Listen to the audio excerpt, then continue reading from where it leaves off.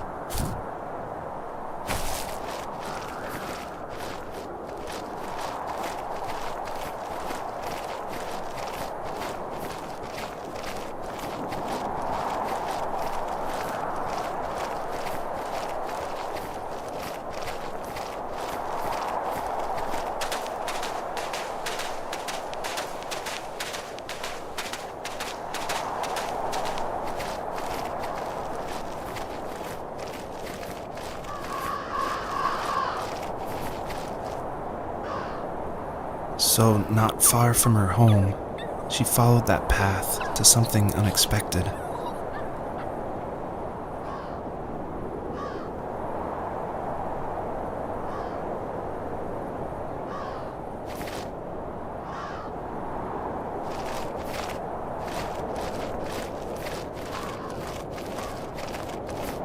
She couldn't stay, though. She had to find her other two children. So she took that path.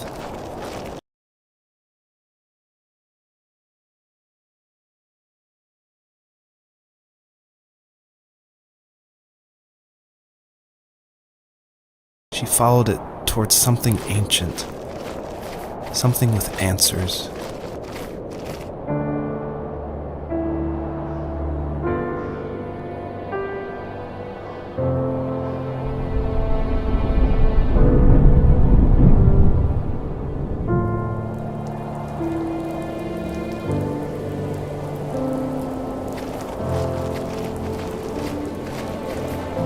The fox looked high and low, searching for any sign of her cubs.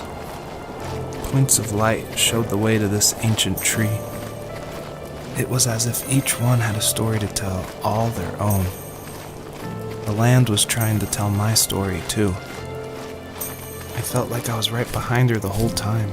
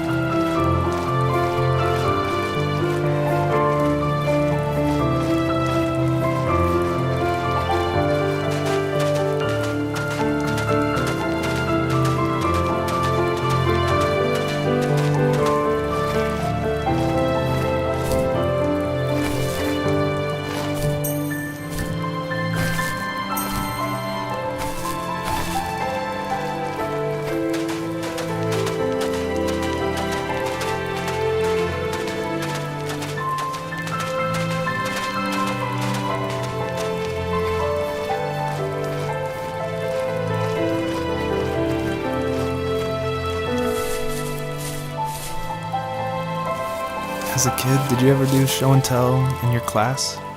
Yeah, I think I only did it once, when I was in the 4th grade. You know how my life was around then. I wanted to show my class what helped pass the time and distract me, so I brought a dozen paper cranes I had made. I think I told everyone how badly I wanted to be a bird and fly, embarrassingly enough. Don't be embarrassed. Every kid wants to fly. For me, it was another toy from my dad, a wooden boat. I remember guarding it so carefully in my hands as I walked into class. When I sat down, a group of boys immediately made fun of it. They asked which trash can I found it in, or why an ugly log was my favorite toy. When I got up, I didn't even want to tell them my dad had carved it. I said it was a joke gift my friends had given me. Kids can be so cruel. Some of them are. I shouldn't have let them get to me, but it did. It's amazing we bounced back at all.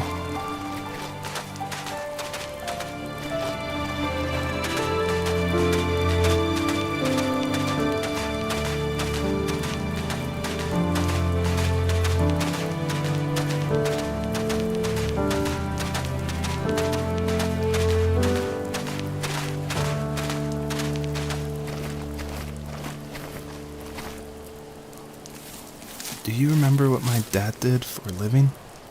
Wasn't he like a lumberjack? That's one way of putting it. If wood was a canvas, then a carving knife was his paintbrush. Even after working a 50-hour week, even after his hands were more splinters than skin, he would bring home the nicest piece of Alaskan weeping cedar and make me toys. That wooden train was the first toy I can remember, and I loved it. I just knew from a young age I was going to be a lumberjack, like my father.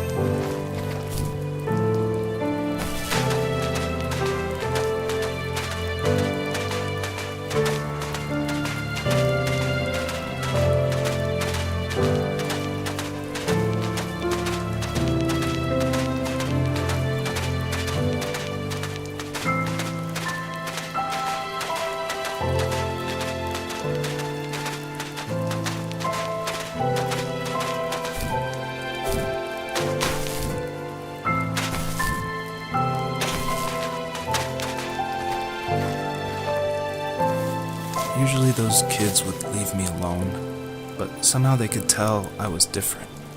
They made fun of how far away I lived. They called my dad a sourdough. I was a blabbermouth as a kid, telling my dad stories I made up for hours. But after that show and tell, I didn't tell him much anymore. He didn't know exactly what was wrong, but his best guess was that the toys he carved weren't cool enough. He carved me a tank and tried to tell me what it was like to be in a real tank as a serviceman. I didn't know your dad was in the military. Yeah, in the army. The sad thing is that I'd pretty much forgotten until just now. There's so much I still don't know about him. I'm sorry. He knows how much you love him. You're going to see him again soon and have some closure, I'm sure.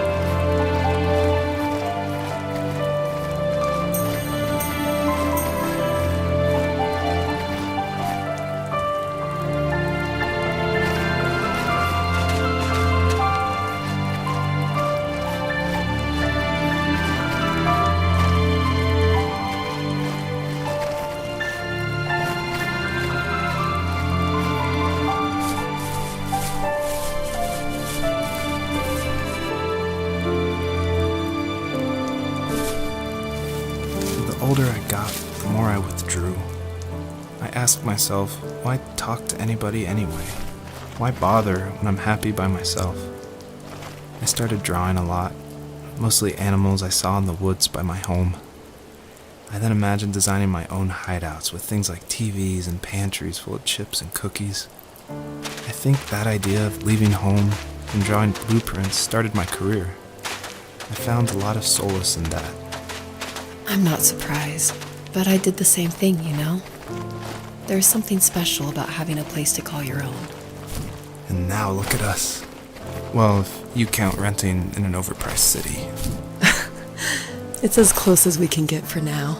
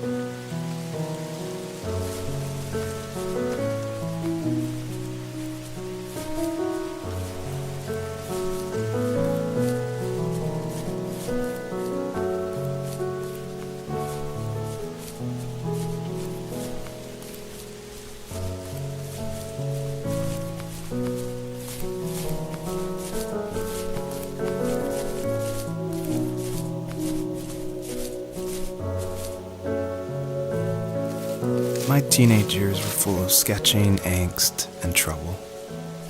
I wasn't popular or unpopular. Maybe just forgettable.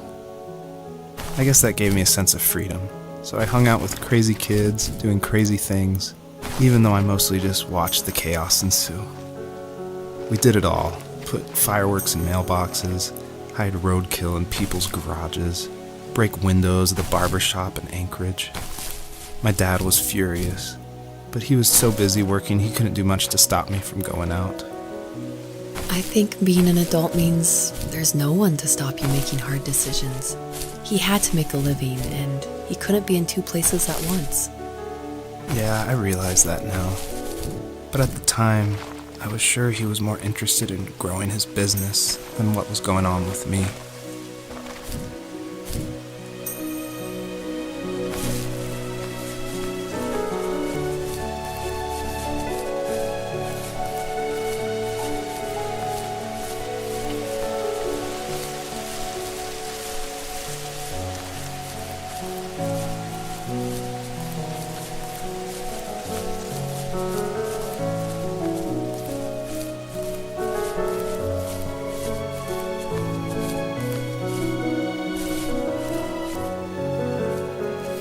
He was working another late night, and my friends were over, saying how bored they were and how they had come all the way out to my house for nothing. One of them mentioned how that old, ugly beyond belief truck was still in the garage, and how we should take it for a spin. I was only 15, so I kind of fought it for a while. The next thing I knew, we were careening around the mountain path, rocks spitting onto the sides of the cliff, while my dad's cringeworthy bluegrass blared out the speakers. I drove while my friends were in the back of that yellow and purple truck, throwing beer bottles and trash at anything remotely interesting. Felt like I was soaring in the air with borrowed wings. But all good things have endings. A cop outside of Eagle River pulled us over after he saw us in a bottle rocket into someone's yard. What followed was a long night of talking to disappointed adults and feeling smaller than ever.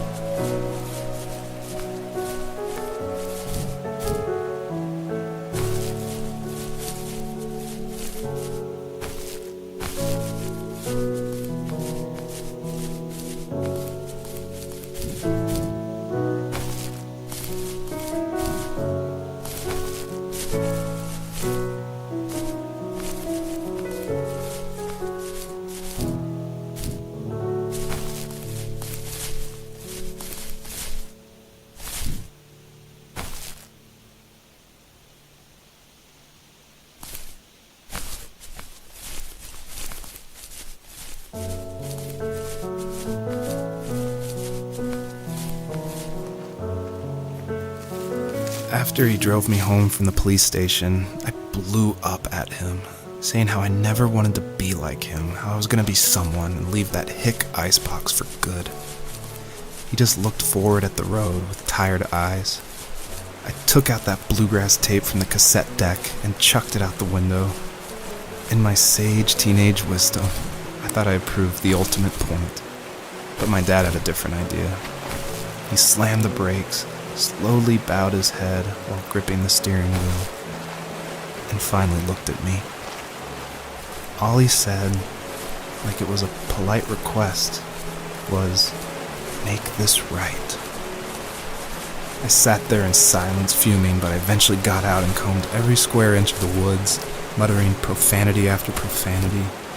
I found it 30 minutes later, near a small waterfall off the road. I went back to the truck, put the wet tape back in, and sure enough it worked. We didn't speak another word to each other the rest of the night. Wow, I knew you were a crazy teenager, but... It's hard to believe, isn't it? Surprises me too. It's like I didn't really know who that kid was back then. I bet my dad thought the same thing over and over. It's almost like he was saying, "Make this right," to himself, more than to me.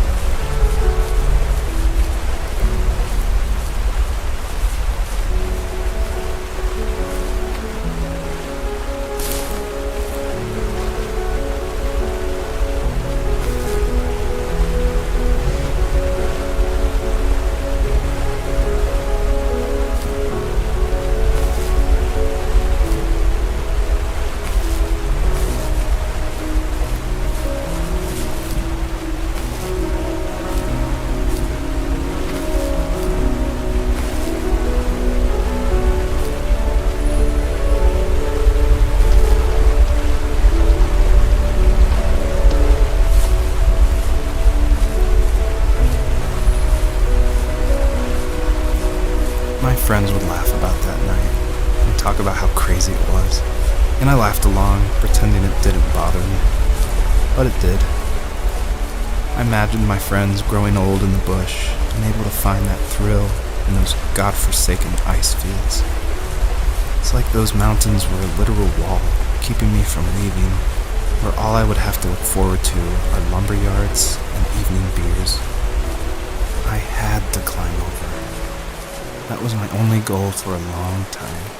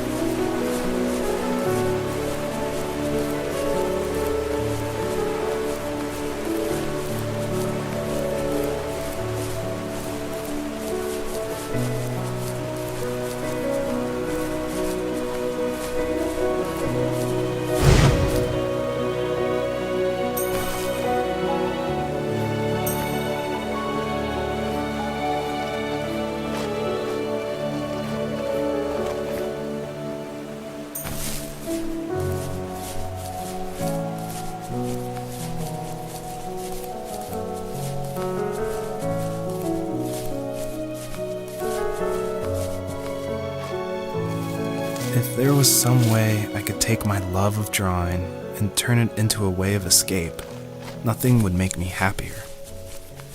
I wanted to create instead of tearing trees down. I wanted to move to the lower 48, not because I hated it there in Alaska, but I hated the idea of it. It's like all of that spite inside me had created this monster which followed me around my whole teenage years. I put so much energy into doing what others didn't expect of me. Why did I do that? There's one fact you're forgetting, though. If you didn't have that fire in you, we probably would have never met. You're absolutely right. Maybe the destination is all that matters in the end. But then why am I awake? Why am I seeing this fox go on her journey? And why can't I stop thinking about my dad?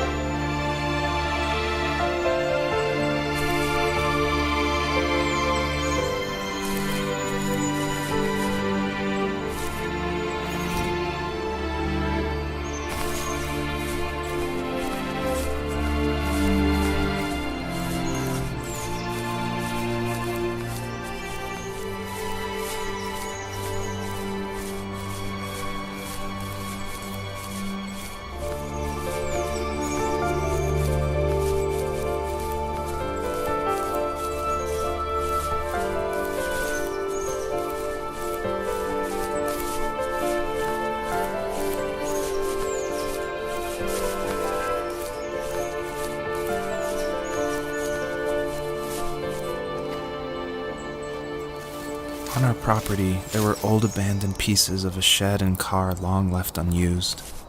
I used to ask him all the time who those people were that left all this junk, and I'm sure he got so tired of hearing it that he made up some elaborate stories how a brown bear ate them and haunted the woods afterwards. What's funny is I think it made those people seem more real. Growing up thinking they were still hanging out like they couldn't say goodbye. I used to tell my friends how I could swear I saw spirits move near the water, and that always freaked them out. I guess it didn't bother me, because the way I saw it, they were normal people with old cars and sheds, just trying to figure out how to survive and be happy in the middle of nowhere. It was a cool thought that they didn't want to leave, but I was a weird kid. Well, you had good company since those ghosts like living in a place where they were brutally devoured.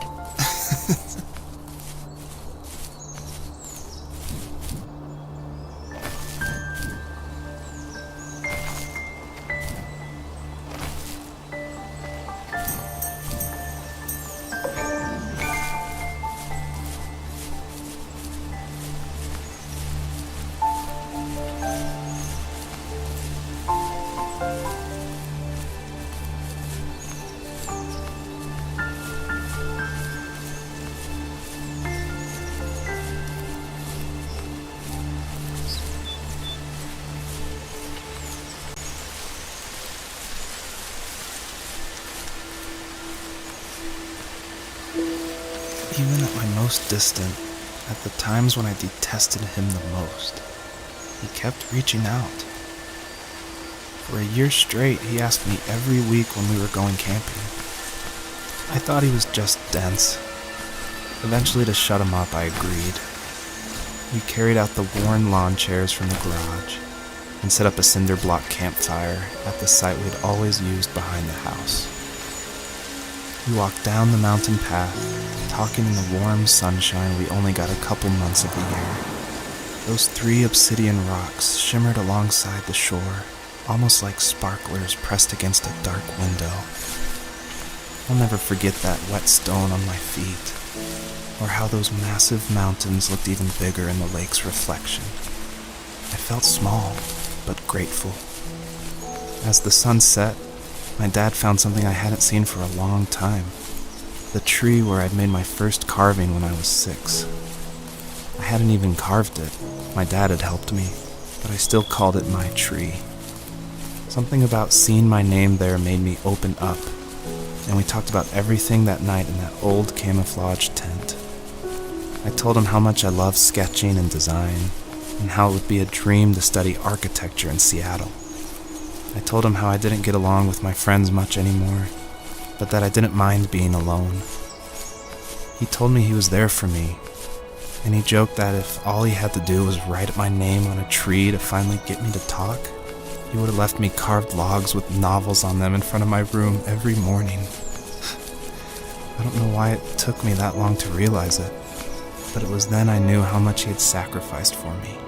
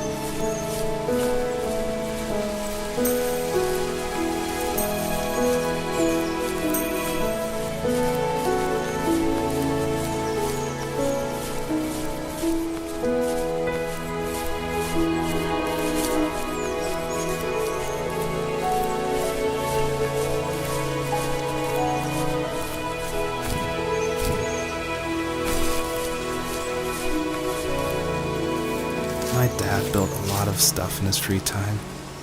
If he wasn't watching fly fishing or reading Tom Clancy novels, he was carving something. He made tons of birdhouses. Not that he was into bird watching, but I think he really missed working and adding on to the home. If he couldn't afford the time to build onto our own house, he would have to settle with watching birds move into their little homes. We kept an old mattress in the bed of that ugly yellow truck, so we would drive it deep into the woods and then watch the birds fly into their houses while the sun set. Usually it was accompanied by venison jerky or a cold Coke, but not a lot of talking, which is how we both liked it.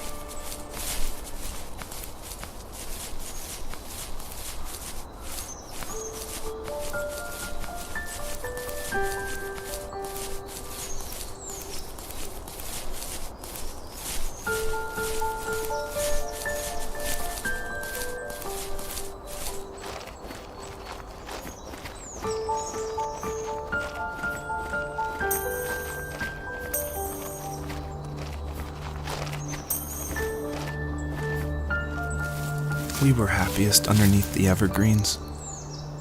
We decided it was time to finally map out the hundreds of acres we lived on just to pass the time during the summer.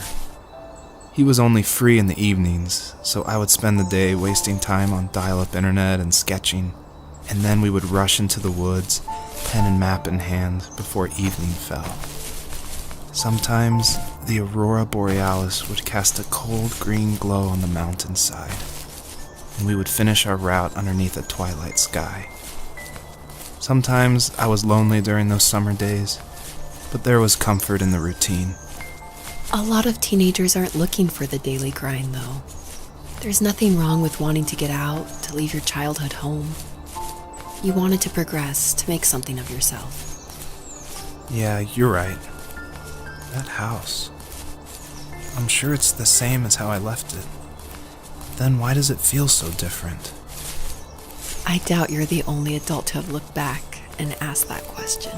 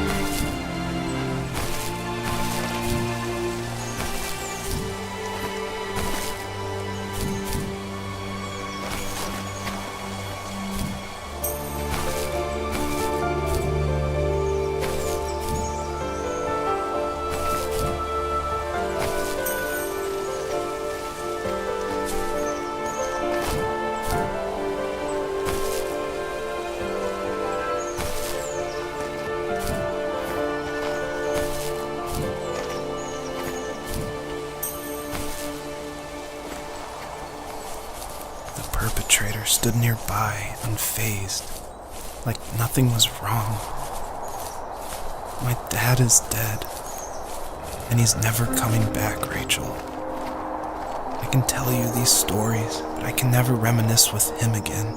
He can never hold a grandchild that we'll probably never be able to have. I can never talk to him again, and I'll never be able to say I'm sorry for everything.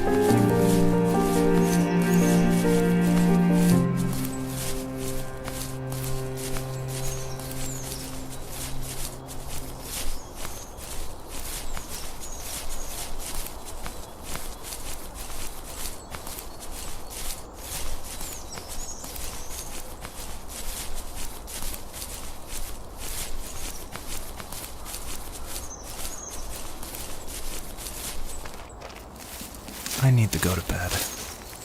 I just can't talk about this anymore. Good night.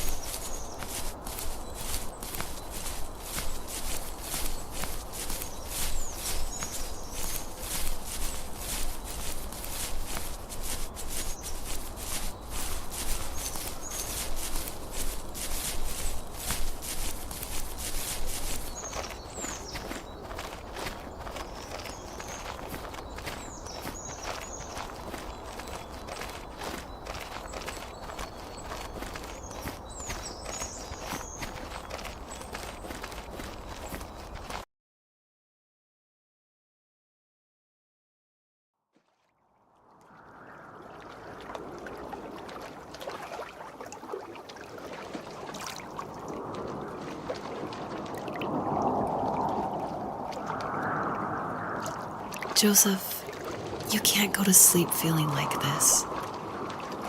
I'm sorry for everything, and I know you need space, but I'm here for you. You don't need to feel so lost. Joseph, have I ever told you what my mother was like?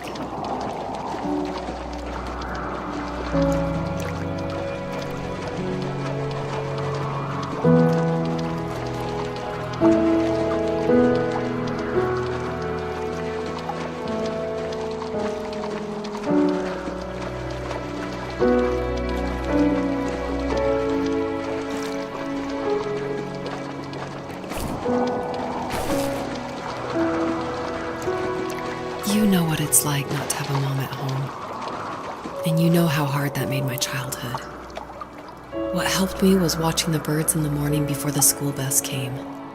I thought that my mother was one of those birds, and it made me want to be free like her. My mom taught me how to fold origami cranes while she was in the hospital. So I told myself I would fold one every day until I could fly myself. I think we both have always loved animals, and for me that love started with a dog. Sometimes this Rottweiler would come up to our property line and wait at the fence for me, but only once in a while. I was sure to check every day immediately after school, and it usually ended in disappointment. I would even steal money from my passed-out dad just so I could buy these off-brand dog biscuits. Even when she did stop by, she never went beyond the fence. Why was she so scared? I think my dad was the opposite of your dad in almost every way, except he was in the military as well. He coped with alcohol of every kind. The trailer started falling apart, he got angry, and I withdrew. More and more I became the weird, quiet kid who made lots of origami birds and carried dog biscuits around. I think we were pretty similar when it came to being the weird kids. And that same sincerity in college was one of the reasons I was so drawn to you. Life got worse and worse. And at one point, I really didn't think I could survive another day with my soul still intact. I had no real friends, let alone neighbors, since we lived in the middle of nowhere. I should have talked to my teacher, but I was scared what he would do if he found out.